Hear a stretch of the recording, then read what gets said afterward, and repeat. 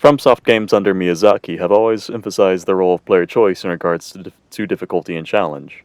Take Dark Souls, for example. Go to the Undead Burg? You're probably in for a good time, with gradual learning curves and optional challenges to test yourself. Go to the Catacombs or New Londo? Well... Ugh, what is this game? Get me the hell out of here! How do buttons work? Help me! Help me! For the love of Gwen, help me! And this design choice extends to the weapons as well. Straight swords in Elden Ring demonstrate this duality in a way that could only work in a game so insane. One way to use them is laughably easy, and the others range from a fair challenge to an exercise in masochism at worst. Welcome to Scrub Armory.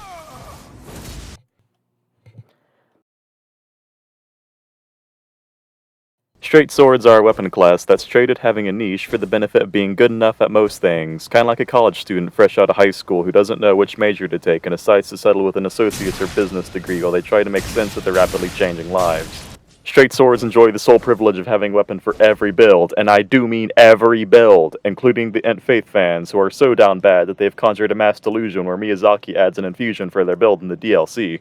Say no to the copium, kids. It does things to you.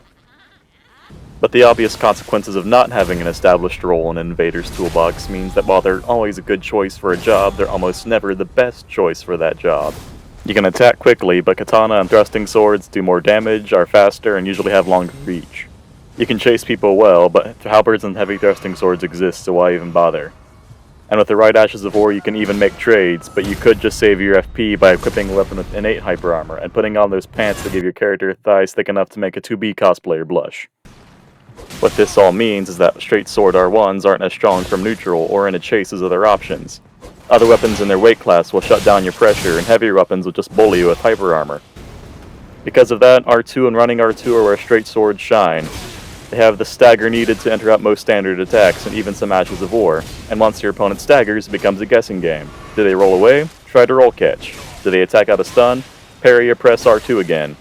If it's a colossal weapon, just get out of the way or go for a rollback stab.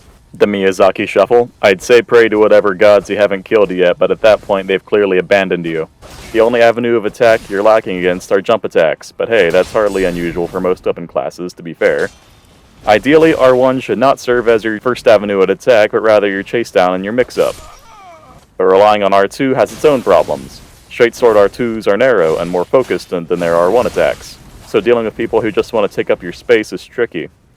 You might equip an Ash of War that hits a big area in front of you and or around you, and that does the good get-off-me type damage. You also need to consider what you should bring in your offhand, since so much of what good straight sword play is about predicting people's reactions, so having a means of parrying them is invaluable. Spell catalysts help shore up some weaknesses like crowd control, and can also be used to increase your threat range.